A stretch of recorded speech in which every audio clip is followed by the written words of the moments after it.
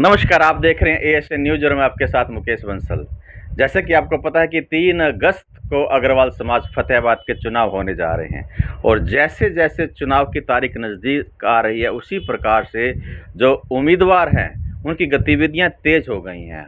हर कोई ASN news के माध्यम से अपना मैनिफेस्टो जारी कर रहा है, अपने विचार साझा कर रहा है और ये बता रहा है कि यदि समाज ने मुझे आशीर्वाद दिया, तो मैं समाज के लिए क्या-क्या कार्य करूँगा। तो एएसएन न्यूज़ हमेशा आपके समक्ष इस सेवा में तत्पर रहता है। उसी कड़ी के अंदर आज हमारे बीच में वरिष्ठ उप प्रधान के उम्मीदवार सुशील गोयल जी पहुँचे हैं। उनसे बातचीत करेंगे कि वरिष्ठ उप प्रधान के लिए जो उन्होंने दावेदारी की है, वो क्या सोचकर की है और यदि समाज उनको आशीर्वाद देता है, तो उनके क्या-क्या कार्य आगे रहेंगे। सारी जानकारी हम सुशील गोयल जी से ले लेते हैं। नमस्कार भाई साहब। नमस्कार मुकेश जी। आपने वरिष्ठ उप प्रधान की दावेदारी जताई है, नामांकन भरा है। सबसे पहला क्वेश्चन मेरा ये रह जाता है कि आपने वरिष्ठ उप प्रधान का पद ही क्यों चुना है?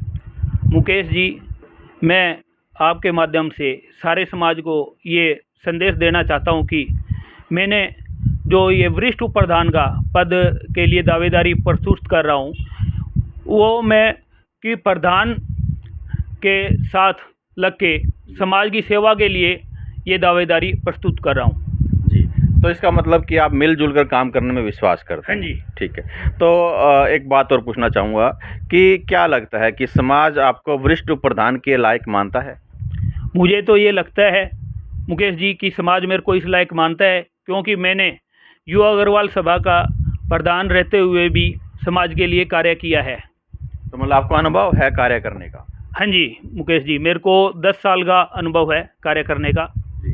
तो माना कि आप समाज आपको आशीर्वाद दे देता है और आप वरिष्ठ उप प्रधान के पद पर बन जाते हैं, तो समाज के लिए क्या-क्या कार्य करेंगे? मुकेश जी, अगर समाज मेरे को वरिष्ठ उप प्रधान के लिए आशीर्वाद देता है, तो मेरी कोशिश रहेगी सारे समाज को इकट्ठा करके, एकजुट करके चलने की, सभी भाइयों का सहयोग लेके साथ चलने की। और उस उपरांत सारा समाज इकट्ठा होगा तो हम सरकार से भी सहयोग की उम्मीद रख सकते हैं, सरकार से भी मांग रख सकते हैं। जैसे आप कह रहे हैं कि सारे समाज को एकजुट इकट्ठा करना है, तो इसका मतलब है कि समाज में और संस्थाएं बनी हुई हैं अग्रवाल समाज की, उनको अपने समाज में विलय करेंगे या उनके साथ मिलकर काम करेंगे? उनको अपने समाज को साथ लेके चलेंगे। जैसे अग्रवाल सभा है, राम सेवा समिति सभा है, और भी हमारी अग्रवाल बंधुओं की बहुत सी संस्थाएं हैं, उन सभी को साथ लेके चलेंगे। विलय की बात नहीं है, अच्छा, एक दूसरे के उनको साथ साथ लेके चलेंगे, एक दूसरे के साथ लेके चलेंगे। तो एक चीज़ मैं निकल कर आ रही है कि जैसे आपके जो प्रतिद्वंदी कह सकता हूँ एक प्रकार से, वैसे तो भाईचारे का चुनाव आप कह रहे हैं, परंतु अभी मौके पे प्रतिद्वंदी के तौर पर प्रयास गर्ग आपके समक्ष हैं और मैं देख रहा हूँ कि प्रयास गर्ग की पूरी टीम फतेहाबाद में वोट मांगने के लिए, कन्वेंसिंग के लिए लगी हुई है। और आपकी कन्वेंसिंग किस प्रकार की चल रही है? मुकेश जी, सभी प्रत्याशी अपनी अपनी कन्वेंसिंग कर रहे हैं, मेरी भी पूरी टीम लगी हुई है और बहुत बढ़िया रिस्पांस मिल रहा है। परमात्मा ने चाहा तो मैं वरिष्ठ उप प्रधान के लिए नॉमिनेट होऊंगा और फिर भी समाज को जो अच्छा लगे, जो भी कैंडिडेट अच्छा लगे, उसको मतदान करें। तो आपको चुनाव चिन्ह क्या मिला है? मेरे को चुनाव चिन्ह ट्रैक्टर मिला है। ट्रैक्टर एक किसान से, धरती से जुड़ा हुआ निशान है। जो किसान की जब बात करते हैं तो देखिए, किसान ज़मीन से जुड़ा व्यक्ति है और दिन रात मेहनत करता है। क्या आप उसके लिए तैयार हैं? मैं उसके लिए रात दिन तैयार हूँ। तो समाज मैंने पहले भी ये काम किया है जी, अब भी मैं रात दिन इस काम के लिए तैयार हूँ। तो समाज यदि आपको रात को 24 घंटे मतलब रात को भी बुलाता है, कोई ज़रूरत पड़ जाती है, तो उसके लिए आप तैयार रहेंगे? यस, मैं तैयार रहूँगा। तो एक बात हो रहा है, जी संस्था नई संस्था है, पहला चुनाव इनका हो रहा है और जैसे संरक्षक महोदय हैं या बाकी जो भी संस्था के मेन पदाधिकारी हैं, वो कह रहे हैं कि तन मन धन से यहाँ पर सभी पदाधिकारियों की ज़रूरत पड़ेगी। तन मन तो सभी लगा देते हैं, जब धन की बात आती है तो थोड़ी सी समस्या आ जाती है क्योंकि फाइनेंशियली स्ट्रॉन्ग होना ज़रूरी है। तो क्या आप तन मन और धन से हर प्रकार से सहायता करेंगे? हाँ जी, मैं हर प्रकार से सहायता करने के लिए तैयार हूँ। तन मन और धन, समाज को जिस हिसाब से जरूरत होगी, तन की जरूरत है तो शारीरिक सहायता की वो भी तैयार हैं, मन से भी तैयार हैं, और अगर फाइनेंस की जरूरत पड़ेगी तो वो भी मैं तैयार हूँ। मतलब बिना किसी आप फाइनेंस देने को तैयार रहेंगे, भी जरूरत पड़ेगी तो कहीं समाज को कहीं भी जरूरत पड़ेगी तो मैं तैयार हूँ। और क्या समाज के लिए क्या क्या कार्य आप करेंगे? युवा हैं आप, और युवाओं के लिए क्या कार्य रहेगा? युवाओं के लिए मेरा ये मानना है कि जो हमारे आज के युवा, बहुत से युवा नशे की गर्त में जा रहे हैं, उनको नशे से बाहर निकालना, नशे से सचेत करना। और कोई युवा साथी कि जो भी पढ़ाई करना चाहता है, किसी भी प्रकार की, मेडिकल की हुई और भी हुई, अगर फाइनेंस तौर पे अगर उसको सहायता की ज़रूरत है तो वो भी हम प्रोवाइड करेंगे। सुशील जी, आप व्यापारी वर्ग से संबंध रखते हैं, और जैसे आपने कहा भी तन मन धन से मैं सेवा करूंगा, और व्यापारी वर्ग के पास समय तो होता ही नहीं है, तो आप समय कैसे देंगे? नहीं, समय की ऐसी बात नहीं है मुकेश जी। समय हमने पहले भी निकाला है। युवा अग्रवाल सभा का मैं प्रधान होते हुए भी मैंने बहुत समय निकाला है।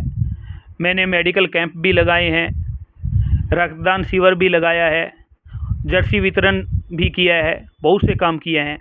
अग्रसेन जयंती को भी ऑर्गेनाइज किया है हम लोगों ने साथ मिलके अग्रवाल सभा के। तो और क्या दिमाग में क्या प्लान आ रहे हैं भी? हमें यदि मुझे आशीर्वाद मिलता है तो मैं ये कार्य, मेरे मन में टीस, जैसे कहते हैं ना, मन में एक टीस चल रही है कि मैं ये कार्य करूँगा। ये मुकेश जी, मेरा मानना ये है कि अगर हम सभी एकजुट होके चलें तो सरकार भी हमारा सहयोग करेगी।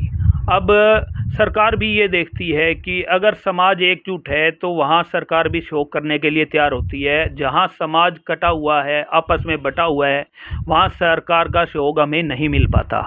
तो मेरी कोशिश यही रहेगी कि भी सभी को साथ लेके सरकार से भी कोई चीज़ ली जाए। हमारी निगाह में भी है 2-3 जगह कि भी वो ज़मीन लेने की भी हम कोशिश करेंगे। तो आपको लगता है कि सरकार आपकी बात को मानेगी? हमें उम्मीद है, पूरी उम्मीद है। हाँ जी। तो एक बात और बताइए सुशील जी, कि माना कि आप समाज में रहकर कार्य करते हैं, और समर्थक जो रहते हैं हमेशा कहीं ना कहीं लेग पुलिंग जरूर रहती है, टांग खिंचाई उसको बोलते हैं, तो उस समय आप क्या करेंगे? माना कहते हैं सुशील गोयल जी ये गलत काम कर रहे हैं, ये नहीं होना चाहिए, उस समय? ये मुकेश जी, परमात्मा की दया से अभी तक किसी भी प्रकार की कंट्रोवर्सी नहीं है। फिर भी कोई किसी भाई का विचार आता है तो हम उसके विचार को सुनेंगे, समझेंगे। अगर वो भाई सही है तो उसकी बात को माना जाएगा। तो समर्थक, आपके जो समर्थक हैं वो कितना आपको रिस्पॉन्स दे रहे हैं? मेरे समर्थक मेरे को पूरा रिस्पॉन्स दे रहे हैं जी। कितने वोट लगते हैं आपको आने की? वोट तो ये है जी, समाज ने मतदान करना है। हमारा छोटा सा समाज है, सबको साथ लेके चलना है। जो भाई आशीर्वाद देगा। तो 590 वोटर्स हैं, 590 वोटर्स में क्या लगता है कि आपको 200-300 कितने वोट आपको आ सकते हैं? हम इस गिनती के चक्कर में नहीं पड़ते। हम सभी भाइयों का आशीर्वाद चाहते हैं। मेरे से बुजुर्ग भी हैं जो इस संस्था के अंदर मेंबर हैं, मेरे उम्र के भाई भी हैं, मेरे से छोटे भी हैं। छोटे बड़े सबका सहयोग लेके चलने का मेरा विचार है।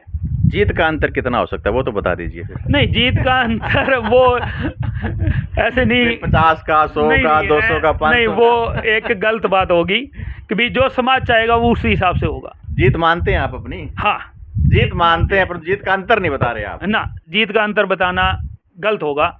जीत मानते, चाहे एक वोट से हो जाए। हाँ जी। मतलब चलिए, अच्छा एक बात और पूछना चाहूँगा। जैसे समाज की बात कर रहा हूँ, इसमें अभी तक का ना जेंट्स ही हैं, पुरुष समाज पूरा है, महिलाओं की कहीं भागीदारी नहीं दिखाई दे रही। उसके लिए भी कोई आपके मन में मैनिफेस्टो तैयार किया है जी? हमारे मन में है कि पहले जो ये अग्रवाल समाज के नाम से हमने संस्था गठित करी है, इसमें जेंट्स की जो ये संस्था है इसको प्रॉपरली तरीके से खड़ा किया जाए और एक बार इसको चलाया जाए। 1-2 साल सही तरीके से काम करने के बाद फिर हम महिलाओं को भी साथ जोड़ेंगे। और माना यदि आप हार जाते हैं किसी कारणवश, माफ़ी चाहूँगा परंतु पूछ रहा हूँ भी, हार जाते हैं तो क्या इसी जज्बे के साथ कार्य करते रहेंगे आप? हाँ जी।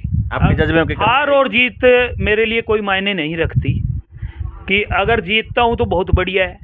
बाबा का आशीर्वाद लेने के लिए मैंने जो है श्री सुंदरकांड का पाठ भी रखा है।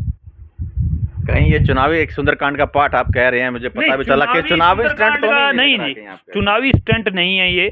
सुंदरकांड जी का पाठ हम वैसे भी कराते रहते हैं। साल में 1 बार 2 बार। अब की बार ये सुंदरकांड का पाठ हमने इसी मंगलवार को 29 तारीख को साय 6:15 बजे अग्रवाल धर्मशाला में रखा है।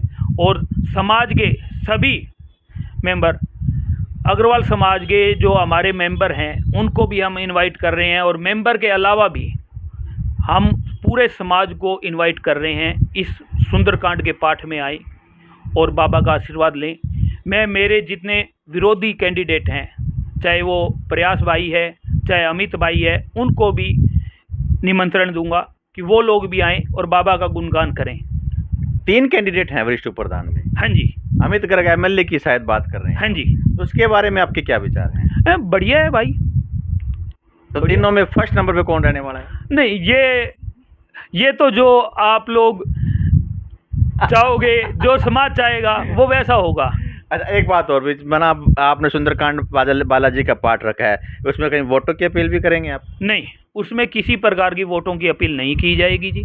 बाबा का गुणगान किया जाएगा, बाबा से आशीर्वाद मांगा जाएगा। सभी भाइयों से अपील है कि सुंदरकांड के पाठ में बढ़ चढ़ कर हिस्सा लें और बाबा का गुणगान करें। चलिए, अंतिम सवाल है, अपने वोटरों से क्या अपील करना चाहेंगे? कि भी मैं वोटरों से यही अपील करता हूँ कि सभी भाई मेरा जो है चुनाव चिन्ह ट्रैक्टर का चुनाव चिन्ह है, और सभी भाई उस पर मतदान करें। मतदान 100% करें। ज़्यादा से ज़्यादा मतदान होगा तो समाज में एक बढ़िया संदेश जाता है। यही मैं कहना चाहता हूँ। धन्यवाद। अभी आपने चुना वरिष्ठ उप प्रधान के उम्मीदवार सुशील गोयल जी को, जिन्होंने कहा है कि सबसे पहले तो कि मैं यदि समाज मुझे आशीर्वाद देता है तो मैं तन मन धन से पूरी सेवा करूंगा और समाज को एकजुट करने का प्रयास करूंगा। साथ में ये भी बताया है कि जैसे अभी तो पुरुष प्रधान देश या पुरुषों का ये अभी तक समाज है, इसमें महिलाओं को जोड़ने की पूरी कोशिश रहेगी, और बालाजी का आशीर्वाद रहा तो मैं हर ढंग से 24 घंटे समाज की सेवा करने के लिए तत्पर रहूँगा। तो आप बने रहिएगा एशियन न्यूज़ के साथ। मुकेश बंसल, फतेहाबाद।